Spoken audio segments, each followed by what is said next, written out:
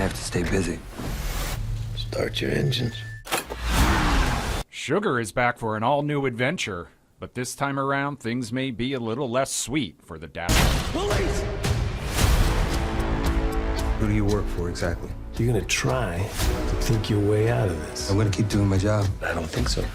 Colin Farrell plays John Sugar, and this season introduces Tony Dalton as a crooked lieutenant in the LA Sheriff's Department.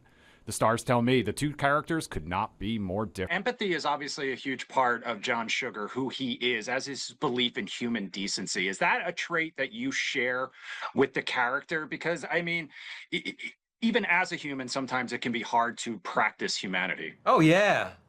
Oh, absolutely.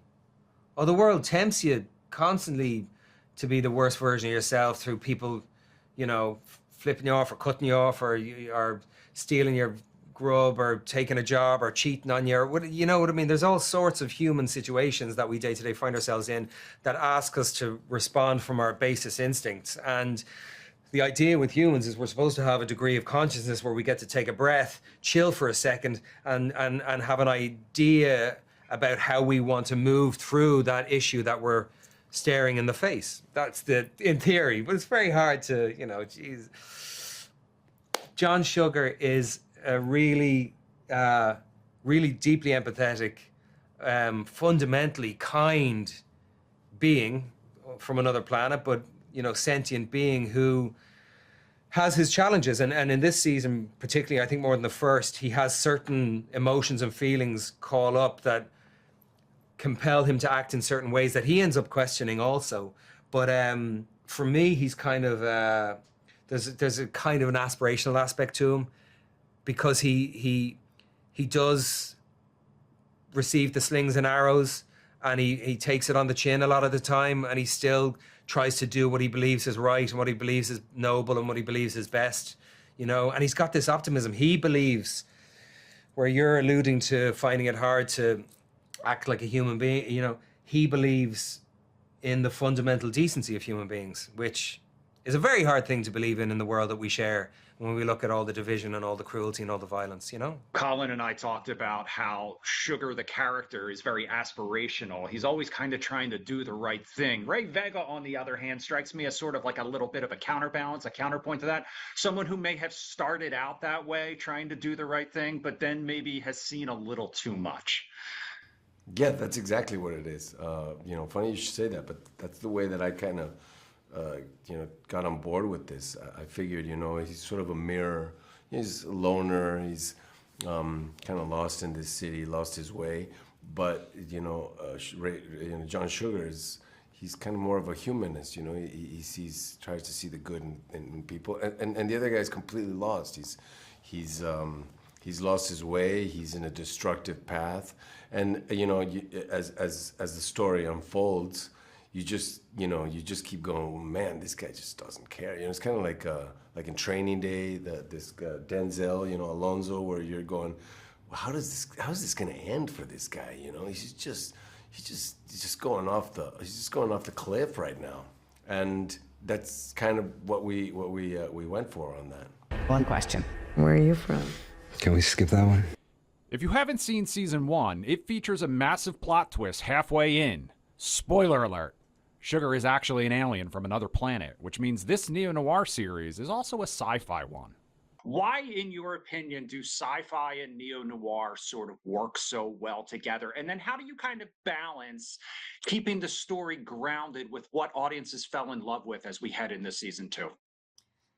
I think, well, sci-fi and neo-noir is just slightly elevated, or slightly feel like you're just creating, it's grounded, but you're creating a different perspective on things, but you're not shifting things so much that you feel like you're in like complete sci-fi. You know, you're not in Arrival's not the best example, but you're not in I don't know, Christopher Star Wars. You're not in Star Wars land.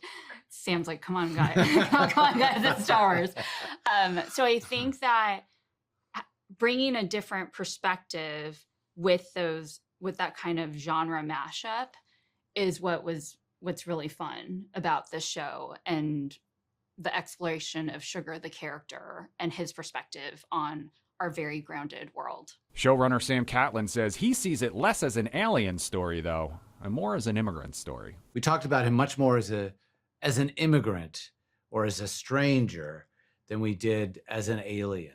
And so that creates a point of connection with him and the brothers. Yeah, no, I'm an immigrant. Yeah, absolutely, I'm an immigrant. Like many of my people who came before me, particularly in the mid 19th century.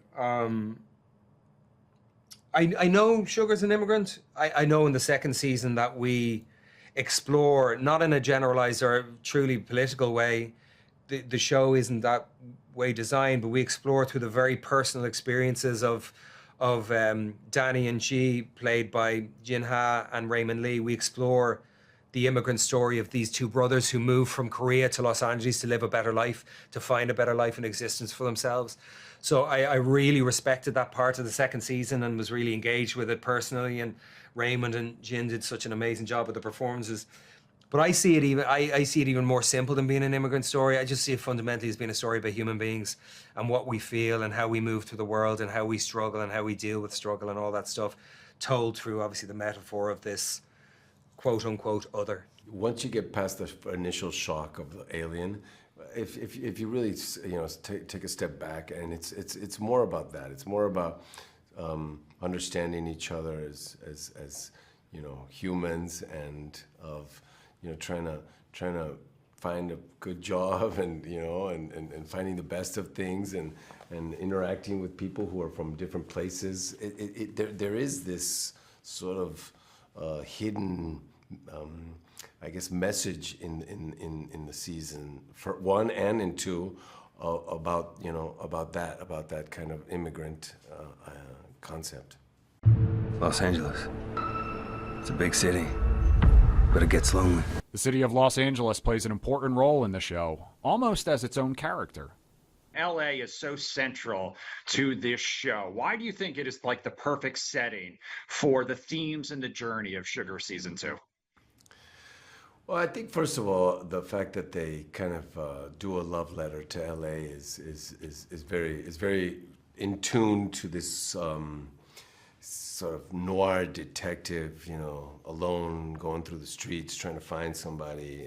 It gives it an extra feeling. And also Los Angeles is, it's where kind of a lot of this whole industry got started. So to sort of tip your hat to this place it's beautiful. I mean, it feels like a character in the show, Los Angeles in itself. And I love it. I loved it from the first season. It really gives it a feeling. When you see these movies that have like these cities that are they have their own, personality. Like, remember that one movie, what is it now? Just thinking about that, Black Rain, with Michael Douglas from back in the day, where I think it's like Hong Kong or so. It just feels like you're in that place. And that's what this show does with LA, and I love it. Sugar is also obsessed with movies, another trait he shares with the actor who plays him. Do you share that obsession as well? And I know in season 1 you didn't know what kind of scenes were going to be cut in. Did you have any input this time around? I did. There was a couple of inserts of great scenes from great films, but they felt wrong in the second season. Just two. But apart from that, no. And I mean, it wasn't even that whole thing about having that visual language of Sugar's mood or concern or sense of danger that he might have found himself in being kind of articulated through the insert of an old film clip. That whole language was thought up by Fernando Morela's editor, Stutz. It was such a really masterful stroke of creative imagining for him to say, listen, do you mind if this whole thing is supposed to be neo-noir and he's in love with films. Do you mind if I try this thing? And it continued. It's now part of the language of the show, and if we have a third season and a fourth season. But it's always really interesting to see how explicit the clip is. Like if it really is, you know, you could see Sugar walking through a door and then a black and white clip of a man walking through the door, and it's either too on the nose or it's really poetic as a result of being a direct reflection. And it's interesting to watch what Stutz brings to the table there. You and Colin have one kind of character, one world in common, which of course is Daredevil. Do you think that would have worked as a cutaway? That's right, we do have that. That's right, I hadn't thought of that. Wow, yeah, but it's like in a parallel universe, two different Daredevils. But yeah, actually, I don't know if this happened, this stuck, but I did a phrase for another movie, from Lives of a Bengal Lancer. You know that? And I said it in the show, like just off of just like improv kind of moment. I don't know if they clipped and put a scene of that. That would have been great. I don't know if they used it, but we'll find out. It's one of the later episodes.